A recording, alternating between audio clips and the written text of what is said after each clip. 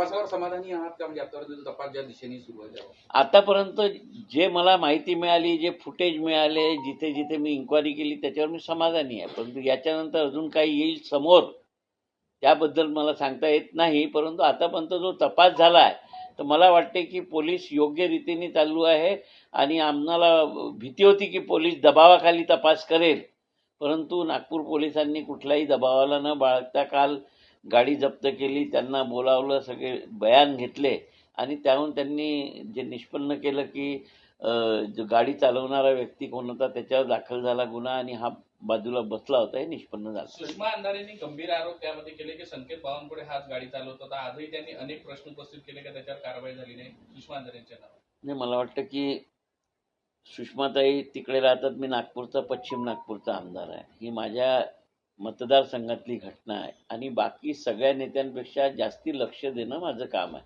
कारण की मी यांच्या विरोधी पक्षात आहे आणि मी ती लक्ष देऊन होतो. आणि जर कुठे संकेत बावनकुळे गाडी चालवताना दिसला असता तर त्याला कुठल्याही परिस्थितीत आम्ही सोडलं नसतं.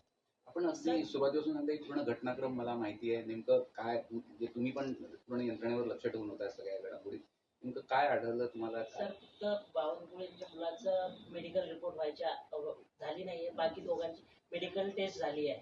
यावर काहीतरी कुठेतरी गहाळ आहे असं वाटतं का? नाही, कसं आहे, आता हे तिघजण सोबत होते. तिघजण सोबत असताना जेवण करायला गेले की मद्यप्राशन करायला गेले हा वेगळा भाग आहे.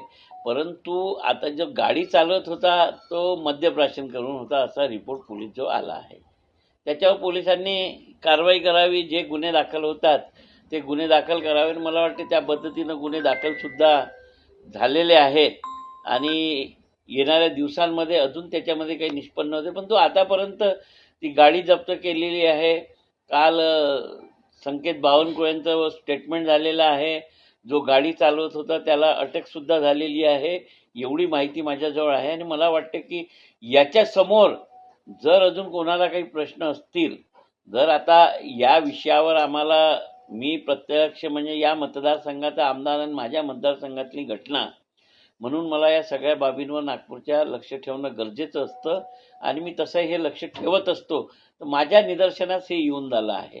असं वाटतं का तुम्हाला की विधानसभा निवडणुकीच्या तोंडावर कुठेतरी एक जाणीवपूर्वक राजकारण केलं जातं या अपघाताच्या घटनेला घेऊन? आता जाणीवपूर्वक अपघात, जर अपघात झाला नसता तर जाणीवपूर्वक अपघात झाला म्हणूनच बोलून झाले ना. आणि त्याच्यात संकेत बावनकुळे बसलेले गाडीत होते.